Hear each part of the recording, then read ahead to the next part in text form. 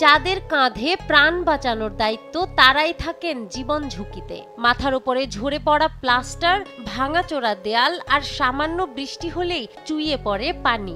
এমন পরিবেশে চলছে উদ্ধারকর্মীদের প্রতিদিনের দায়িত্ব পালন। বলছি 1961 সালে নির্মিত সিরাজগঞ্জ ফায়ার সার্ভিস ভবনের কথা। পাকিস্তান আমলে তৈরি এই ভবনটি এখন মৃত্যু ফাঁদে পরিণত হয়েছে। 2 তলা ভবনের নিচতলায় গ্যারেজ আর অফিস, আর উপরতলায় আবাসিক ব্যবস্থা। কিন্তু দীর্ঘ ব্যবহারে জরাজীর্ণ পুরো কাঠামো। দেয়ালে ফাটল, কোথাও উন্মুক্ত রড, ভাঙা পলেস্তারা, সব মিলিয়ে যে কোনো মুহূর্তে ঘটতে পারে বড় দুর্ঘটনা। যে মানে প্লাস্টারটা আছে মাঝে মধ্যে ওটা ভেঙে পড়ে। আপনার ওই গ্যারেজেরও একই অবস্থা। ওই যে ভীম টিম আছে, এখানে চলটাগুলো ভেঙে পড়ে, অনেক সময় রডও দেখা যায়।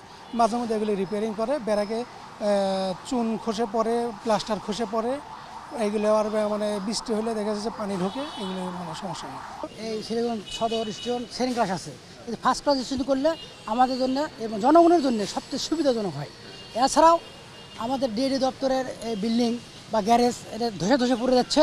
এই বিল্ডিংটা পূর্ণ ভবন করার জন্য নতুন করে ভবন করলে সবচেয়ে বেশি ভালো হয়। আর আমি বুঝি নির্মাণের শিল্প, সালাম স্টিল বোঝে ডিউরেবিলিটি। সালাম স্টিল, মোস্ট ডিউরেবল স্টিল। জোড়াতালি দিয়ে চলা ভবনটি মাত্র 5 মাত্রার ভূমিকম্পেই ধসে পড়ার শঙ্কায় খোদ ফায়ার সার্ভিসের কর্মকর্তা-কর্মচারীরা। ভবনে থাকি, আমরা ব্যারাকে থাকি, তো ব্যারাকে আমাদের বৃষ্টি আসলে পানি পড়ে।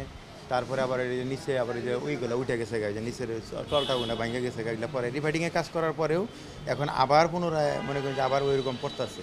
মানে বারিন্দাতে পানি পড়ে, পূব সাইডে ভবনে ওস্তাদরা যে রুমে থাকে ওখানেও পানি পড়ে। মানে ভবনটা এখন মানে থাকার মতো কোনো পরিবেশ নাই আর কি। এরকম ভবন এখন ওই ভবন আর কি পরিত্যক্ত করলেই ভালো হয়। ভবন নতুন একটা ভবন হলে আমাদের জন্য সুবিধা হয় আর কি। 5 বা 6 মাত্রার ভূমিকম্প যদি হয় তাহলে অনেকটা বিপজ্জনকই বলা যায়, যে অনেকটা রিস্কের মধ্যেই আছে। বিল্ডিংটা হয় নতুন করে তৈরি করা হোক, না হয় হচ্ছে ভালো মতো সংস্কার করে দিলেও হয়তো বা এটার একটা সমাধান আসতে পারে। আর পুরাতন ভবনটির সংস্কার ও ডুবুরি দল সহ ফায়ার সার্ভিস সেবা উন্নীতকরণে আহ্বান জেলার ব্যবসায়ী সংগঠনের নেতার। তারা যে ভবনে থাকে সেই ভবনটিও কিন্তু ঝুঁকিপূর্ণ, এবং তারা কিন্তু ঝুঁকিপূর্ণের মধ্যেই অবস্থান করে এবং যে কোনো সময় যে কোনো একটা ক্ষতি হতে পারে। তাই এই স্টেশনটি উন্নয়ন করতে হবে।